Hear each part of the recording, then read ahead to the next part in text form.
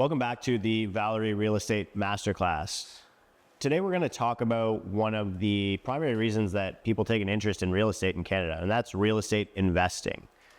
We're going to quickly go through the point of investing and why you might be interested in doing it. And then we're going to talk about some rules that we have for people who are interested in real estate investing. Next, we're going to talk about the idea of being active or passive in real estate investing and the idea of being a general partner versus a limited partner in a real estate investment. And then finally, we're going to talk about the risk profile of different real estate investments and the returns that you can expect from those investments and how to measure those returns. So let's start out with the point of investing. A lot of people want to invest in real estate because they see it as a wealth building tool. You can use investment property or income property to have somebody else pay down your mortgage for you over time. This is the general idea of how to make money in real estate. Unfortunately, it's become a little conflated with the idea of capital appreciation in Canadian real estate, and this has led to the broad financialization or commodification of housing and speculation in the Canadian real estate industry. As mentioned earlier in the course, the government has imposed a handful of restrictions to squander the impact that speculation has on house prices in Canada. Most notably, certain provincial governments have banned the use of short-term rental investing, such as Airbnb, or foreign investment in real estate, which we've had taxed on a provincial basis in British Columbia and Ontario, and banned nationwide for 2 years by the federal government in Canada. Broadly speaking, if you want to invest in real estate, you're doing it because you likely want to make money. And you either perceive real estate to be less risky or more understandable than other asset classes that you might be able to put your money in. A lot of people, when they're buying income properties, tend to think about real estate as passive income. And the reality is it's very much not that. This brings us to the first rule of real estate investing, which is to think about real estate as a business, not a passive income source. Much like other businesses, real estate investing and the real estate investing business has startup costs, it has carrying costs, and it has risks associated with it. You have to be a relatively skilled operator and you have a customer to serve during the real estate investing process, and that customer is your tenant in most cases. Simply understanding this reality is probably the most effective way to ensure that you have a good experience as a real estate investor and understand what you're getting yourself into. The next rule that I have for real estate investing, I'm going to borrow from somebody far smarter than me. You might have heard of him. He's relatively well experienced in investing in everything, including real estate. And he goes by the name of Warren Buffett.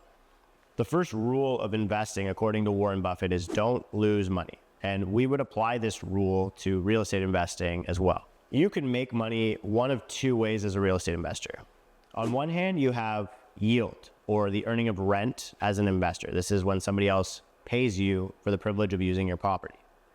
On the other hand, you have capital appreciation. This is when the value of the asset that you own goes up in value over time. There are advantages and disadvantages to yield versus capital appreciation as the way that you earn money in investing in real estate. Yield is a more predictable revenue stream. Typically, people pay you rent on a monthly basis. And so if you're not going to be making money, or if you're going to be losing money, to go back to Warren Buffett's statement, you'll know almost immediately because your tenant will be behind in rent. Capital appreciation, on the other hand, takes a lot of time for you to earn that. And it can be a large sum of money that you'll earn over time, but it could take 5 or 10 years. And it's a big question mark whether or not you're actually going to make money through capital appreciation.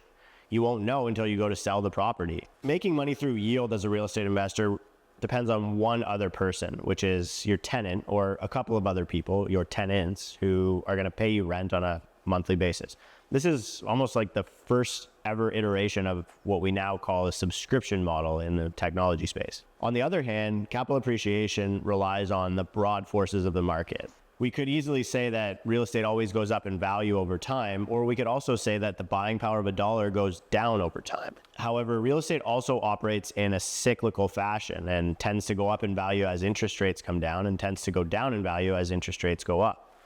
And because we as consumers have very little control or ability to predict what's going to happen with interest rates, relying exclusively on capital appreciation to make your investment thesis make sense is not advisable in any sense of the word. An investment thesis that relies exclusively on capital appreciation is technically speculation. It's just like trading stocks and speculating that the value of that stock is going to go up in value.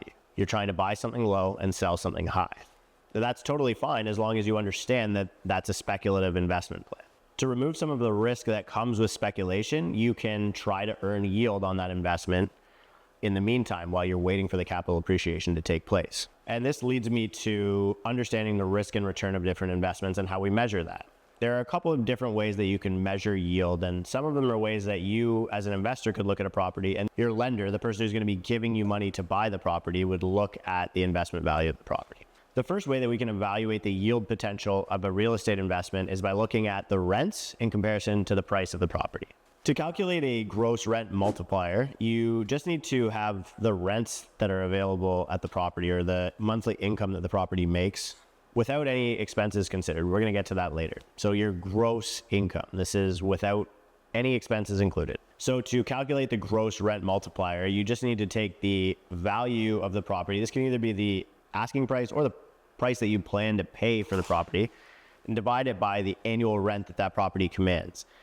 This is going to give you a number, and once you have that number, you can calculate it for multiple properties and compare them all side by side quickly to get an idea for a ranking system and which ones perform the best. Once you've ranked properties on a gross revenue perspective, you'll later learn how to calculate a cap rate or a debt service coverage ratio, and these use the net operating income. This is after expenses. These are a little bit more sophisticated, but basically the cap rate would be your net operating income divided by the purchase price. And this gives you a percentage, and you can use that percentage to rank properties side by side as well.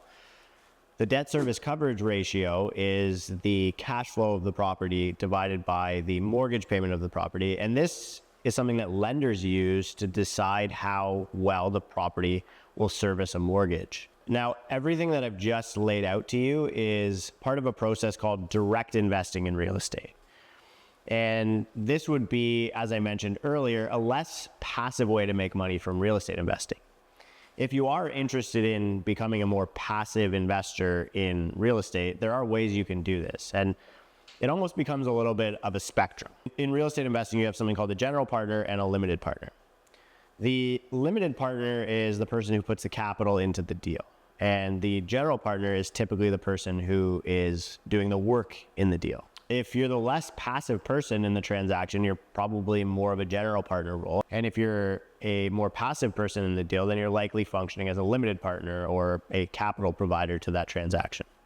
So let's look at a couple of different types of real estate investing and get an understanding which one falls on the active versus passive real estate investment. An active real estate investment would be something like owning a rental property or flipping a house. An extreme active scenario would be owning something like an Airbnb or a short-term rental, where you have to turn over tenants on a regular basis, you have to coordinate cleaning, and you have to talk to the occupants of the property pretty often. On the opposite end of the spectrum would be something where you have very little to do with the property and you're really just providing money to an investor. Some examples of more passive investments in real estate would be buying stocks in a REIT or giving money to a mortgage broker as a private lender. Somewhere in the middle of active versus passive real estate investments are things that we call the best of both worlds. This can include the BRRRR method, which was highly popularized by the Bigger Pockets podcast in the United States. And this stands for buy, renovate, rent, refinance, and repeat. In the BRRRR method, you have to build value into a property and force some of that capital appreciation that we mentioned earlier, but you also get to own the property in the fullness of time by refinancing equity out and earning a rental yield on the property.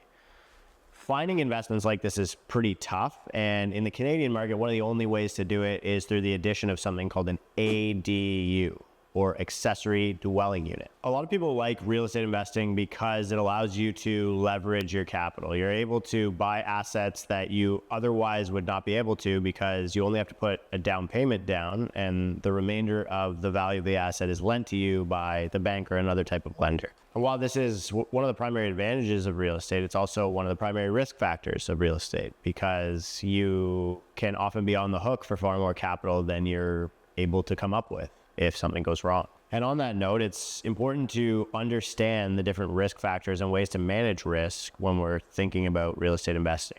The best way to mitigate risk in real estate investment is to make a good real estate investment. And the best way to do that is to focus on cash flowing assets. If you have positive cash flow, then you have money each month that's coming in that can help solve problems for you. Beyond that, the major risk factors that exist for you as a real estate investor are that the property goes down in value or that one of your tenants stops paying you. Your risk exposure to the value of the property can be mitigated pretty easily by understanding real estate cycles and examining trends and the price velocity of real estate, and also trying to buy a real estate asset that's priced really well or you get good value for your money. The human side of the equation, managing relationships with your tenants and making sure that you're prepared if your revenue stream does disappear, is what makes the real estate investing journey a little bit less passive and more active. And this almost becomes a customer service relationship. Beyond all of this, there's a number of different ways that you can analyze the market using charts, demographics, and macro trends, and picking a good market to invest in. You want to find a market that has population growth, a stable employment base, and potential to grow in the future. And in a market like that, typically, if you buy a good quality, well-valued, cash-flowing asset, it will appreciate in value over time. And so you get the best of both worlds. You get that safety and cash flow, and you also get access to the long-term capital appreciation of real estate. As an investor, you should also understand the tax implications and different ways that you can create advantages for yourself as a business operator in the real estate industry. If you want more information on this, myself and the mortgage expert that we just had on the course, Nick Hill, have a podcast called the Canadian Real Estate Investor Podcast. And we also have a in-depth real estate investing course available. So I hope that you found this section about real estate investing informative, and you're confident that you can make some analytical decisions when it comes to evaluating different properties side by side on their investment potential. Real estate investing is a pretty complex topic, and I'd recommend that you inform yourself as much as you possibly can before making a real estate investment. With that being said, one of the leading reasons that people want to buy their primary residence rather than rent it is to have access to that capital appreciation or investment potential of a home in Canada. And while I don't think this should be the only reason that you buy a house, or even the first reason that you buy a house, it certainly does make financial sense to expose yourself to leverage and a savings vehicle that'll help you build wealth over time. So now that we've taken you through the entire process of deciding whether or not renting or purchasing a home is best for you, how to manage your personal finances, qualify for a mortgage, buy and sell a house, and even invest in real estate if you're interested in doing that, I'd like to say thank you very much for making it this far in the course. And next up, we're going to wrap up the entire thing and give you some practical advice and actionable next steps on your homeownership or investing journey.